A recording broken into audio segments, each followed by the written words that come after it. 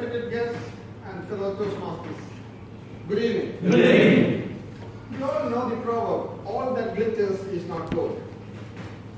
As we go through life, we come across many advices for good living. Mostly we take them as good meaning and like universal truths. But are they to be really believed in full and practiced as really beneficial for us? Today I would like to instill a sense of doubt into the way we assess and accept so-called self-improvement practices. Let's call it, take it with a pinch of salt. When we consult a doctor for any ailment, even with a cut on your knee, we come across two golden advices. Stop smoking, start exercising. Specifically for our consideration today, let's take the common advice for exercise. The reasons why we should exercise are many. Without exercise, our muscles will become weak and flabby. Without exercise, our heart and lungs will not function efficiently. Without exercise, our joints will become stiff and prone to injuries. And the benefits of exercise are also many. It helps to control our weight. It combats diseases. It improves our mood. It boosts our energy. It provides good quality sleep. All in all, it gives a very good quality of life and a normal lifestyle. Excellent. All very compelling reasons and attractive benefits. Then the advice goes on to tell us how to exercise. Brisk walking, jogging, stretching, bending, lifting weights, aerobics, so many minutes a day, so many times a week. But what we do normally is not counted as exercise. Now that should ring an alarm. We'll come back to that later. The most oft-repeated argument for exercising is that our lifestyle has become sedentary compared to our ancestors. How many times have we heard that our ancestors used to toil hard in the fields, lot of physical activity? Let me ask you, my dear friends, was the whole population comprised of farm workers and factory workers? What about the priests or kings and queens or the wealthy landowners? For sure, there were people who moved around in carriages or were carried about in palanquins. People who never did any physical work or carried any weight. People for whom somebody even had their umbrellas. If you look at the history of mankind, most societies had the women confined to kitchens in homes.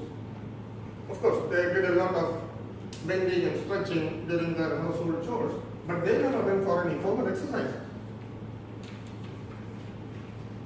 Now let us ask ourselves, was the quality of life lower for the kings and queens or for the priests? Or did the ladies have a significantly shorter lifespan than men? No.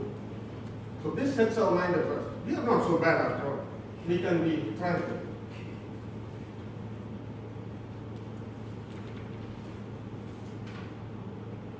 We may also like to see if exercising has any bad effects. Of course, anything in excess is toxic. This applies to exercise as well. Bodybuilding has become a fad among young males now. You can see them walking around with hands that do not lie close to their body. And if they stop exercising, the whole body blows out like pumpkin. You call that healthy?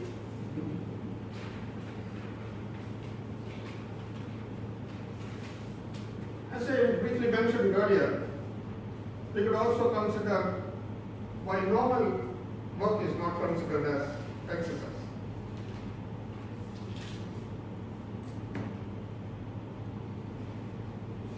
housewives usually do a lot of work, they spend a lot of energy, so much so that by the end of the day they are tired.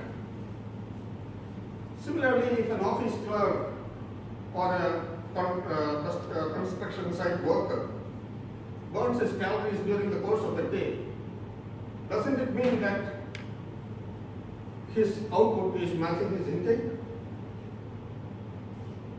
During a normal day, we all walk maybe a few kilometers, not as an informal exercise. Why should we believe that what we do normally is not sufficient to keep our muscles and joints functional?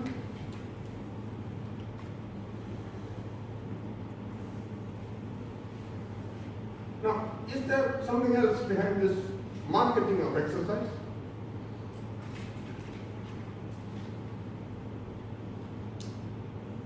Many exercise enthusiasts, go to gyms or yoga sessions or some such formal venue, mostly all commercial. Another amusing point is the popularity of physical fitness gadgets.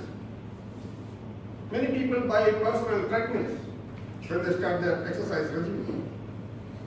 And for sure, majority of these end up as clotheslines within a few months.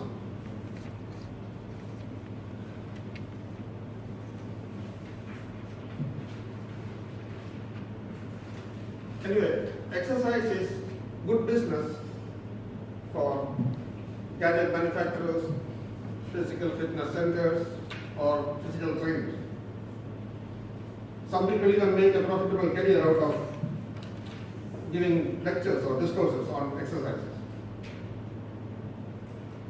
From all that I have said, I hope it is clear that there are more aspects to consider for even something as simple as exercise. We can extrapolate this to cover all such good advices for good living. But ladies and gentlemen, I don't want you to mistake me. I am not saying that all advices are untrue or malevolent. Only we need to take them with a pinch of salt. Accept them, but maintain a degree of skepticism about its truth. Toastmasters of the day, over to you.